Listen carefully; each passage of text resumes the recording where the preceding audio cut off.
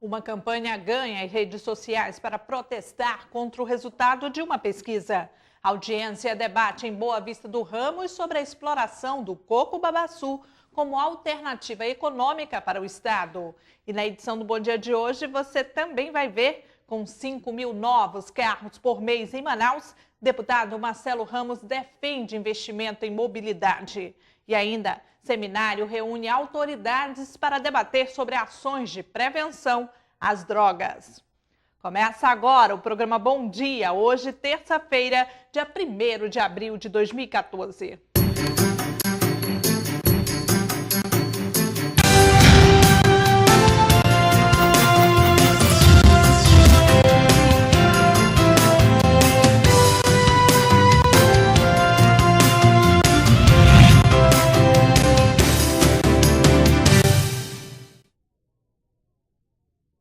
Olá, bom dia para você que acompanha ao vivo a programação da TV Assembleia.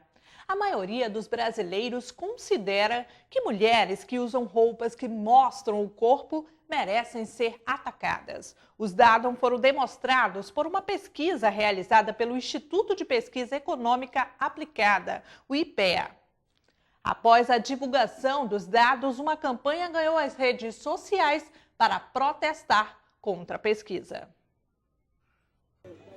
65% dos brasileiros concordam com a frase: mulheres que usam roupas que mostram o corpo merecem ser atacadas, de acordo com uma pesquisa realizada pelo IPEA. A pesquisa revela uma tendência de culpar a mulher nos casos de violência sexual. Outros 58% acreditam que se as mulheres soubessem se comportar, haveria menos estupros. De acordo com o psicólogo Manuel, fica evidente o preconceito e a falta de respeito com as mulheres. Mas o que fica bem evidente é uma falta o preconceito muito em evidência e falta de educação, na realidade, de conhecimento de leis, inclusive. Hoje, com a Maria da Penha, com a lei da Maria da Penha, é uma lei muito importante porque acaba, ou deveria, pelo menos, inibir esse tipo de conduta. Agora, o fato de ser a maioria dos entrevistados do gênero feminino é até vergonhoso. Manuel apontou soluções para combater esse tipo de comportamento por parte dos brasileiros. A ignorância se combate com mais educação. E a violência se combate com punição. O que se deve acabar é a impunidade. Eu sei que parece fácil falar que existem muitas mulheres que passam por agressão e têm medo de denunciar, mas a denúncia é o melhor remédio. Isso tem que se tentar diminuir esse quadro. E a questão de conscientização, políticas públicas, educativas, para que se tente mudar um pouco esse quadro que se configurou nessa pesquisa. Após a divulgação dos dados, uma campanha de protesto ganhou as redes sociais. Dezenas de pessoas postaram fotos, rebatendo as pessoas que responderam à pesquisa. E muitas mulheres se mostram indignadas com o fato de serem consideradas culpadas pelo estupro por estarem usando um determinado tipo de roupa. A própria pergunta, né, que fala que as mulheres que usam roupa curta merecem ser acochadas, é esse o termo, né? Estão utilizando. Acho que a própria pergunta ela já revela um cunho machista, né, e uma discriminação. A sociedade mesmo está discriminando as pessoas pela forma de se vestir. Então, quer dizer, a mulher está perdendo até, com tantos direitos que a mulher conquistou nas últimas décadas. A gente não pode, nesse momento, dizer as mulheres que usam roupa curta merecem ser acochadas. As mulheres ganharam o direito até de ir para a praia fazer topless. Então, qual é o problema de usar uma roupa curta? Eu acredito que a mulher se intitula objeto sexual. Muitas delas, pelo menos pelo resultado dessa pesquisa. Mas não deveria ser assim. A mulher ela não pode ser vista por como ela se veste, entendeu? O fato dela se vestir de roupa curta, de saia longa, não diz se ela merece ser ou criticada, se foi esse a intenção da pesquisa, ou atacada, do sentido estuprada, entendeu? Então, quer dizer, a gente tem que se vestir de roupa longa para não ser atacada, a gente tem que se vestir de roupa curta se quiser ser estuprada. A culpa da mulher ser estuprada não é da forma como ela se veste, a culpa são os estupradores. Os parlamentares também se mostraram surpresos com os dados e classificaram como inaceitável esse tipo de comportamento. Eu não concordo com isso. Acho que o que me surpreende é que as próprias mulheres responderam dessa forma, né, dizendo que se não se vestir, estão passíveis de ataque. Acho que não. Acho que tem que ter o respeito com as mulheres. Eu acho que a mulher ela tem todo o direito de se vestir da forma que ela entender. Eu acompanho o resultado dessa pesquisa com indignação, porque o machismo ele também é praticado em alguns momentos pelas mulheres. Isso é uma questão cultural. Por isso que a gente sempre lutar, e os movimentos de mulheres têm feito isso, lutar para que nós tenhamos uma sociedade livre, uma sociedade fraterna, igualitária e justa, tem sido um compromisso de muitos anos. A mulher tem liberdade em relação ao seu corpo. A mulher tem direito de andar com a roupa que ela quer, de maquiar do jeito que ela quiser, de frequentar o ambiente que ela quiser. E nós, que somos dos 35%, precisamos combater e denunciar quem pensa de forma absolutamente desviada. Veja que uma pesquisa engloba homens, mulheres, e você tem que se questionar as razões pelas quais as pessoas entendem que a mulher, pelo fato de usar uma roupa que possa lhe parecer mais sensual, mais bonito, mais agradável aos olhos, que isso pode ser um atrativo para o estupro. Então, isso eu diria que, em sã consciência, é impensável alguém agir dessa maneira. Também ficou constatado que 91% dos brasileiros concordam com a prisão de maridos que batem nas esposas e 63% acreditam que casos de violência familiar devem ser discutidos somente entre membros da família. A exploração do coco-babaçu é comum nas regiões do Nordeste brasileiro. Mas agora o Amazonas cria uma perspectiva para a extração do fruto. Uma vasta área de palmeiras nativas localizada nos municípios de Boa Vista do Ramos e Maués, no leste do estado, está sendo avaliada. Uma audiência pública proposta pelo deputado Sinésio Campos reuniu um grupo de trabalho envolvendo representantes de secretarias de Estado que vai conduzir os estudos iniciais para identificar o potencial produtivo da área. Eu quebro coco, eu quebro coco, eu quebro coco, babaçu. Se não fosse as palmeiras, os homens andavam no eu quebro coco, babaçu, eu quebro coco, babaçu. O babaçu é uma palmeira brasileira explorada em diversas atividades econômicas, principalmente no Nordeste do Brasil. Aproximadamente 400 mil pessoas em todo o país sobrevivem da atividade extrativista.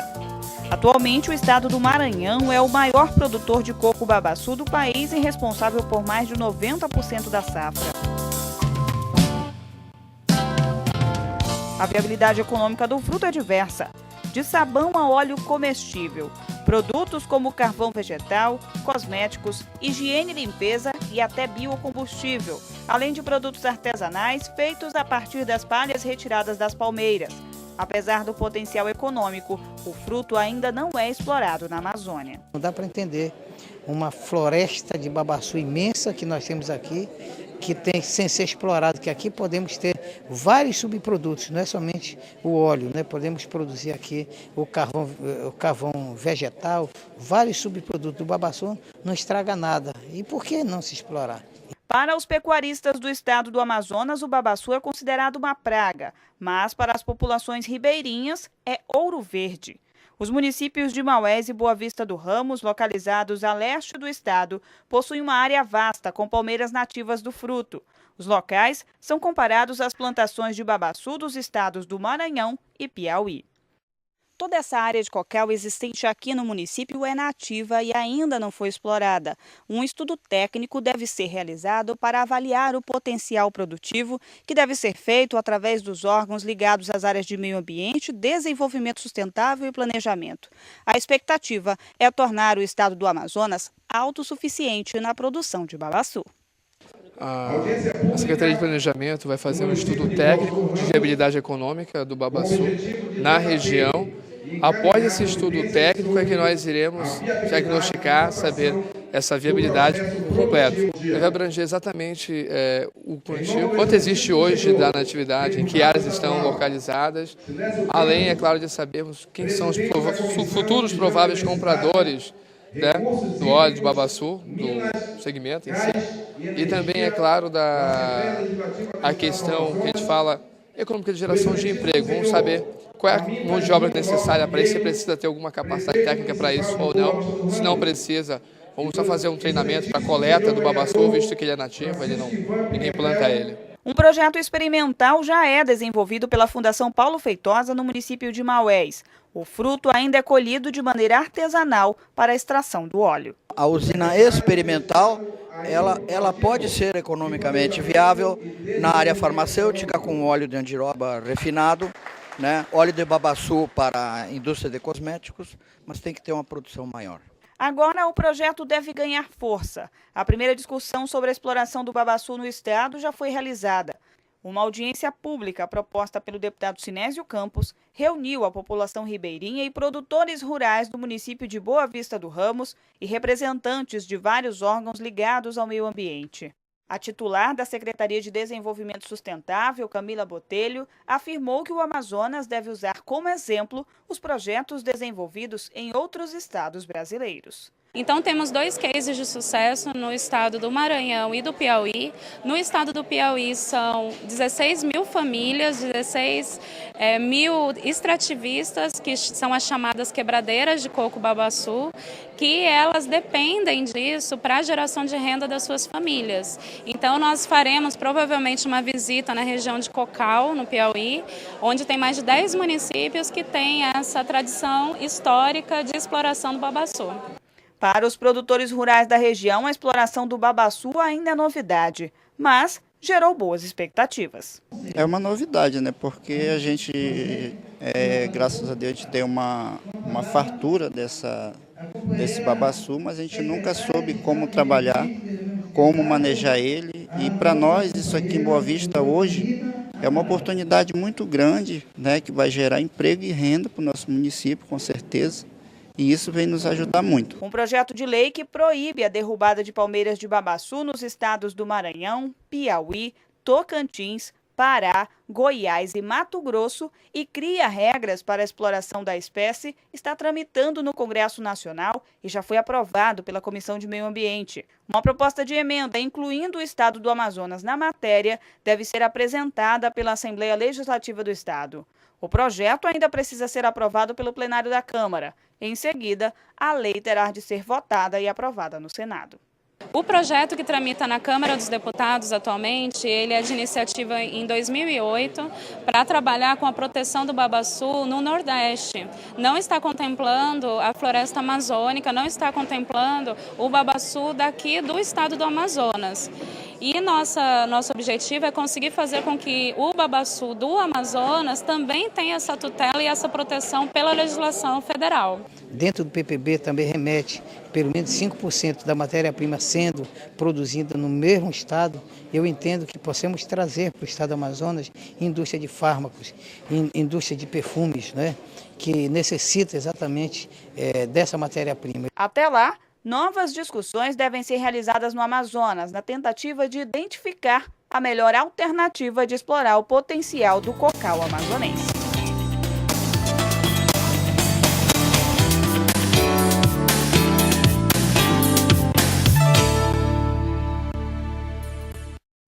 Segundo o governo do estado, cerca de 5 mil novos veículos por mês entram em circulação em Manaus. A estatística foi divulgada pela Secretaria de Planejamento de Estado e, apesar do dado ser positivo, do ponto de vista econômico, a explosão de automóveis agrava problemas de trânsito na cidade. O presidente da Comissão de Trânsito e Mobilidade Urbana da Assembleia Legislativa do Amazonas, deputado Marcelo Ramos, comentou o assunto. Segundo a Secretaria de Estado de Planejamento e Desenvolvimento Econômico, em 2013 a média de novos carros em Manaus foi de 5 mil ao mês ou 60 mil ao longo do ano. O dado foi revelado em meio à primeira reunião do Conselho de Desenvolvimento do Amazonas e demonstra que o problema de mobilidade urbana em Manaus é uma situação que tende a piorar. As propostas são variadas, desde rodízio de veículos até a adoção de um sentido único em determinado período do dia, para as grandes avenidas da cidade. A população exige solução rápida. De acordo com o presidente da Comissão de Trânsito e Transporte da Assembleia, deputado Marcelo Ramos, a solução deve nascer de investimentos em modais de mobilidade coletiva. São 60 mil novos carros por ano, sendo que as ruas não se alargam na mesma proporção, e é impossível que alargue. Isso só confirma o que eu tenho dito há algum tempo. Pensar a solução para o trânsito pela lógica do transporte individual é um suicídio urbanístico, é a certeza de que vai dar errado. Portanto, não há solução para o trânsito que não passe por tirar carros de circulação. E como é que você tira carros de circulação? Tendo um transporte coletivo mais rápido, mais confortável, mais seguro, criando estímulo a deslocamentos não motorizados, deslocamento por bicicleta, criando ciclovias, ciclofaixas, ciclorotas, estimulando que os pequenos deslocamentos sejam feitos a pé, calçadas, árvores para garantir sombra, já que aqui a questão do calor é muito grande. E cada vez que são publicados esses dados, a gente tem mais certeza de que se o poder público insistir numa saída sob a lógica do transporte individual, o caos que já está instalado só se agravará a cada dia. Na prática, é necessário dar condições para que as pessoas se desloquem pela cidade usando o sistema e os equipamentos públicos, como calçadas em condições, ciclofaixas, ônibus e corredores exclusivos para o transporte coletivo. Uma mudança cultural que tem como pré-requisito a qualidade na execução de políticas públicas voltadas ao segmento. Vamos agora ver a previsão do tempo para hoje.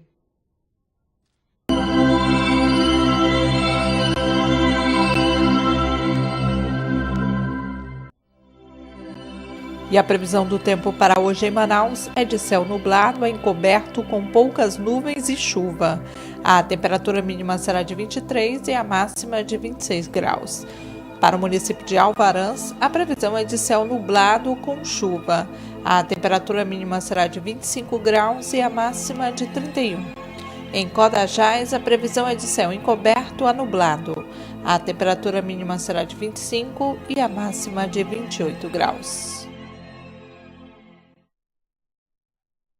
Feira no auditório Belarmino Lins, na Assembleia Legislativa, o primeiro seminário de prevenção às drogas, só um olhar multidisciplinar. O objetivo do evento é envolver poder público e sociedade civil organizada em criar um pacto em busca de soluções integradas ao problema. A autoria é do deputado Chico Preto, do PMN.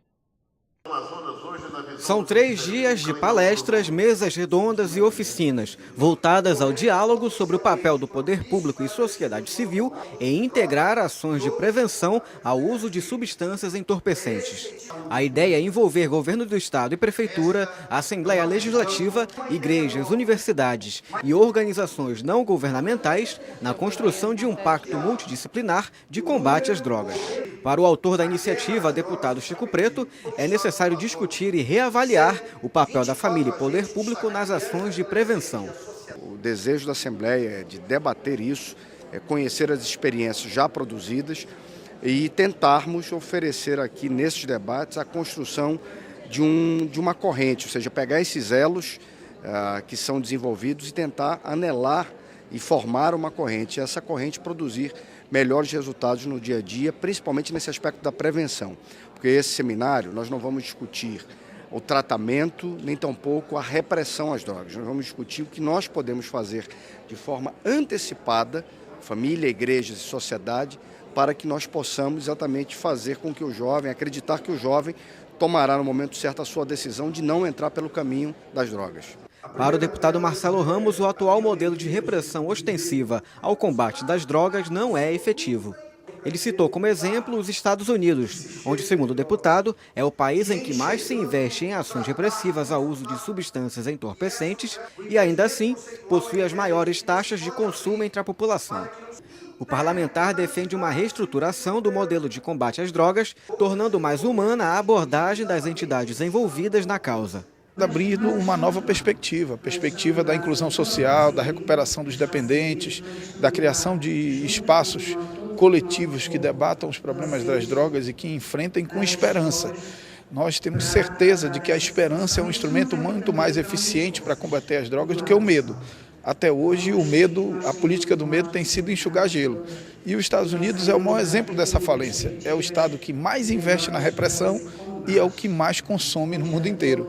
O que demonstra por si só a falência dessa lógica de só reprimir sem conscientizar e sem criar mecanismos de inclusão social que afastem as crianças e a juventude das drogas. O Procurador-Geral de Justiça do Ministério Público do Amazonas, Francisco Cruz, destacou o papel da Assembleia em assumir a dianteira e organizar este tipo de evento. Acho que essa Assembleia está dando uma demonstração de que ela é contemporânea, de que ela não ficou apenas no papel tradicional da Assembleia, que é de confeccionar a lei, mas ela está se antecipando e, portanto, abrindo uma discussão sobre um tema que, infelizmente, aflige a sociedade brasileira, que é o uso das drogas, especialmente pelos jovens.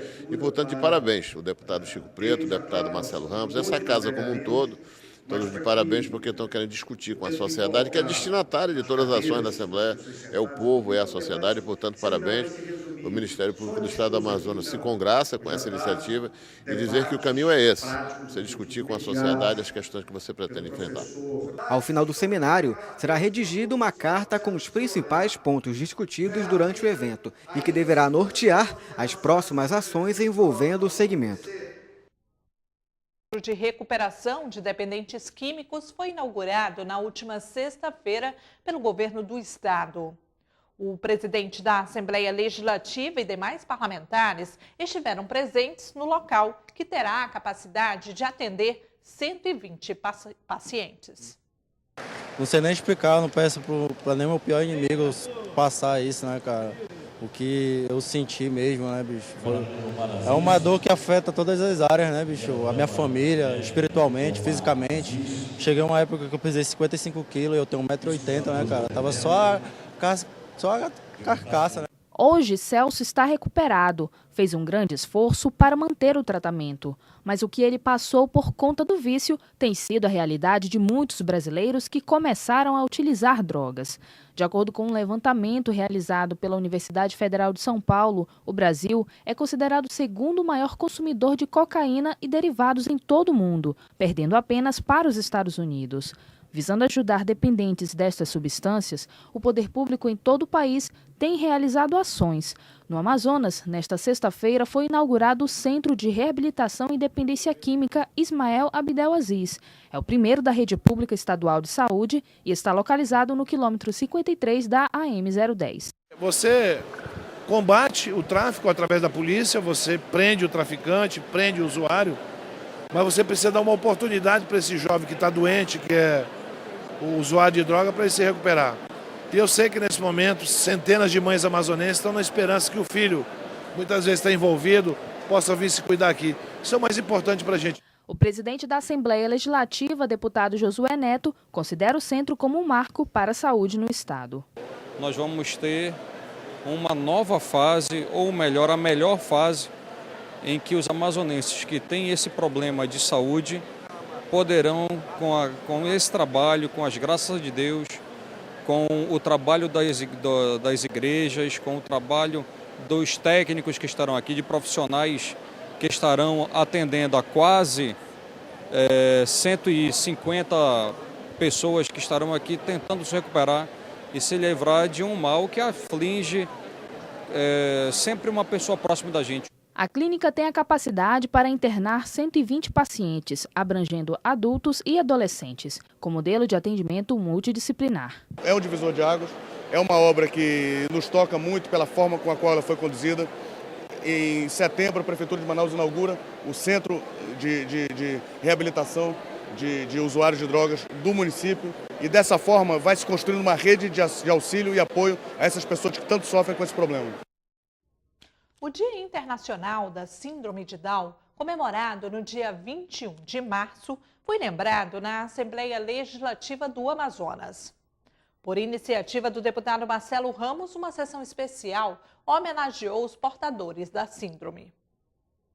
A celebração do Dia Internacional da Síndrome de Down quer alertar e chamar a atenção da população para a luta contra o preconceito, racismo, pelos direitos iguais e inclusão social de quem possui a síndrome. No Brasil, existem aproximadamente 300 mil pessoas com a síndrome de Down, que é considerada a alteração genética mais frequente entre as pessoas.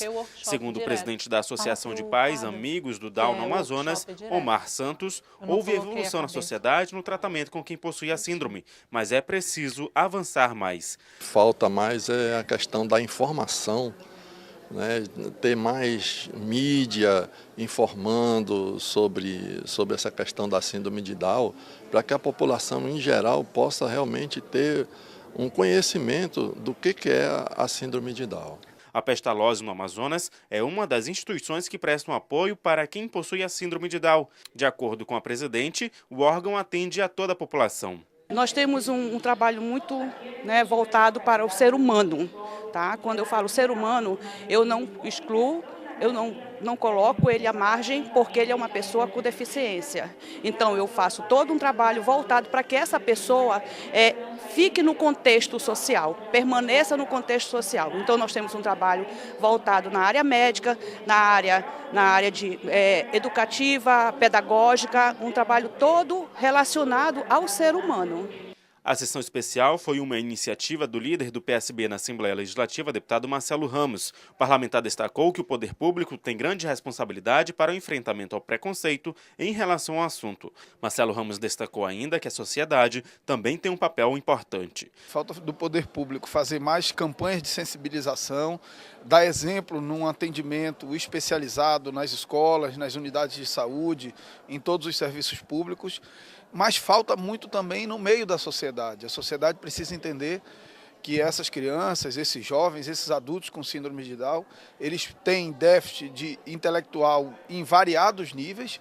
Alguns são tão pequenos que é possível estudar, fazer universidade, formar, trabalhar. Eles não são impedidos de trabalhar, não são impedidos de namorar, não são impedidos de andar de ônibus.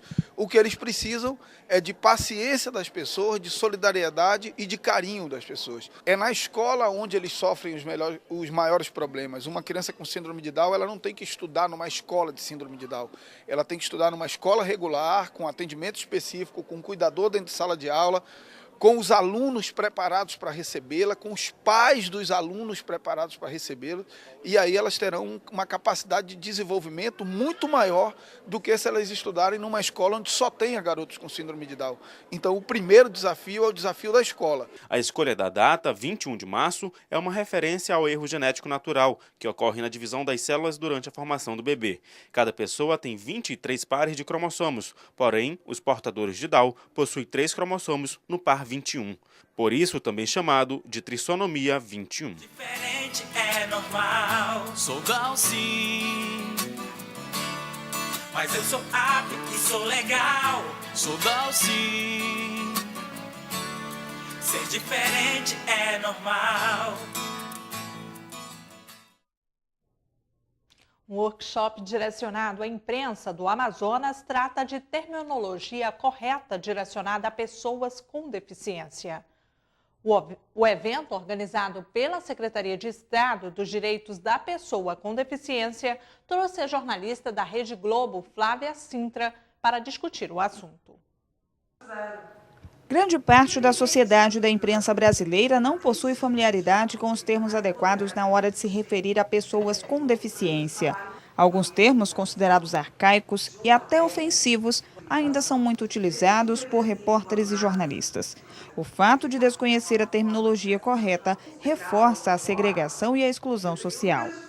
Quando a gente usa no nosso texto, no modo como a gente se refere às pessoas com deficiência, termos ultrapassados e até estigmatizados, a gente corre o risco de ofender e de dar uma contribuição negativa, coisa que ninguém quer. Então, eu acho que é uma oportunidade muito bacana, sem contar que é uma chance da gente aprender, compartilhar experiências dos inúmeros veículos, né? Rádio, TV, o impresso. No Amazonas, a realidade ainda é semelhante à do país. Para amenizar esses problemas, a Secretaria dos Direitos da Pessoa com Deficiência promoveu em Manaus um workshop com o objetivo de informar o uso da terminologia correta. Nós sabemos que o mundo avançou para um melhor entendimento dessa política da pessoa com deficiência, e isso foi a principal razão de que nos motivou a cada ano poder oferecer para o pessoal da comunicação o melhor entendimento de como se dirigir a uma pessoa com deficiência. A jornalista da Rede Globo, Flávia Sintra, afirmou que a iniciativa deve ser copiada nas demais capitais brasileiras. Com a proximidade das Olimpíadas e Paralimpíadas, a imprensa brasileira precisa estar apta a produzir informação para todo mundo, afirmou a jornalista, principalmente direcionada ao público de pessoas com deficiência. Acho que a gente tem bastante coisa para avançar, a gente não pode esquecer que nós estamos há 2 anos da Olimpíada e da Paralimpíada e que a gente vai receber um número enorme de pessoas com deficiência vinda de outros países e o Brasil vai produzir informação para abastecer o mundo inteiro. Então, em 2 anos, a gente vai ter aqui a oportunidade de brilhar, de fazer lindo ou passar vergonha, coisa que ninguém quer. E o programa Bom Dia termina aqui. Você que ficou conosco até agora pelo canal 99 TV Assembleia, muito obrigada pela sua audiência. E para conferir a reprise deste programa, acesse o canal Alean no YouTube. Uma ótima terça-feira para você e eu aguardo amanhã no mesmo canal, no mesmo horário. Tchau, tchau.